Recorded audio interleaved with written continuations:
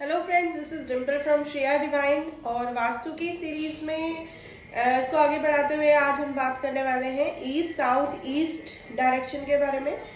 तो जो east south east होती है वो फिर से मतलब जो वायु एलिमेंट होता है, एयर एलिमेंट इसको डोमिनेट करता है।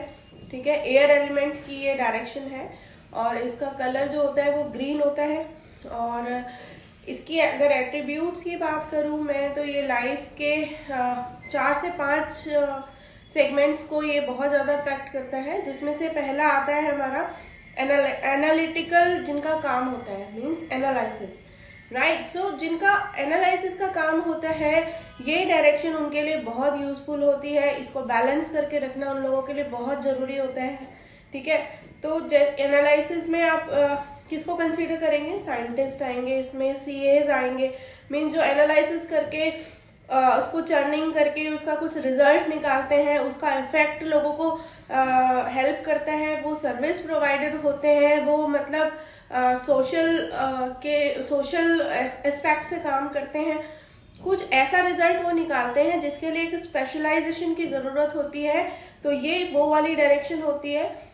यहाँ पर कोई भी वास्तु दोष इन सब चीज़ों को बहुत ज़्यादा डिस्टर्ब करता है, इसलिए हमें चेक करना चाहिए कि ईस्ट साउथ ईस्ट में इन सब चीज़ों को हमारा इफेक्ट करता है। अब इसके नेक्स्ट अगर मैं बात करूं तो वो आती है एंजाइटी।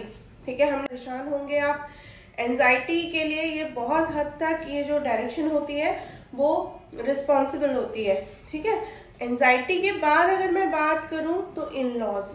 ठीक है, फोर्थ जो इसका एट्रीब्यूट होता है वो इन लॉज के साथ आपके रिलेशंस को मैनेज करता है।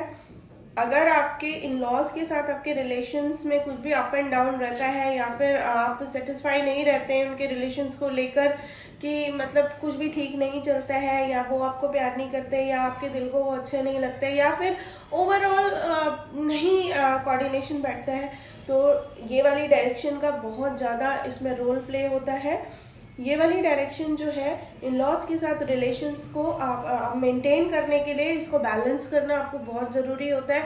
अब मतलब बहुत अजीब सी चीज़ लोगों को लगेगी, लेकिन जो वास्तु साइंस है, ठीक है, ये जो टेक्नोलॉजी है वो लाइफ के हर एस्पेक्ट को ये कहीं ना कहीं जाके कोरिलेट करती है। उसके बाद अगर जो इसका सबसे लास्ट और सबसे इम्पॉर्टेंट जो इसका एट्रीब्यूट होता है वो होता है पावर ऑफ मैनिफेस्टेशन। ठीक है, पावर ऑफ मैनिफेस्टेशन मतलब आपने जो चाहा आप उसको अचीव कर पा रहे हैं। वो कैसे कर पा रहे हैं, वो हम ये भी सोच सकते हैं कि यूनिवर्स आपको सपोर्ट कर रहा है, या तो वो यूनिवर्स भी आपको क्यों सपोर्ट कर रहा है? हमारे ऊपर भगवान का हाथ है, हमारी सारी विशेष पूरी होती है, ऐसा नहीं होता। वो पावर आपके पास कहाँ से आ रही है? तो ये वाली जो डायरेक्शन है, वन ऑफ द कॉज है वो वाली पावर आपको प्रोवाइड करने के लिए। तो पावर ऑफ मैनिफेस्टेशन, अगर आप चाहते हैं कि आपकी हो, आप जो चाहें आपको वो अचीव हो जाए। ठीक है, ऐसा नहीं कि आपने ऐश्वर्या राय से मिलना चाहा, या फिर आपने किसी बड़े एक्टर या बड़े नेता या फिर कोई बड़े बिजनेसमैन के साथ काम करना चाहे वो हो जाए। एक लेवल होता है कि आपकी मैनिफेस्टेशन की भी एक लिमिट होती है। ठीक है, जिसकी आउट ऑफ द बॉक्स जाके लिमिटेशंस होती हैं, आउट ऑफ द बॉक्स जाकर डिजायर्स होती है, उसके लिए कोई और चीज़ जो होती है इसके पीछे से ड्राइव करती है। बट ठीक है, उसके बारे में बाद में बात करेंगे। First of all, power of manifestation अगर आपको चाहिए तो आपको ये डायरेक्शन आपको बहुत सॉलिड करनी बहुत ज़रूरी है, और आप देखेंगे कि आपको बहुत बेनिफिट होने वाला है। चेक कीजिए।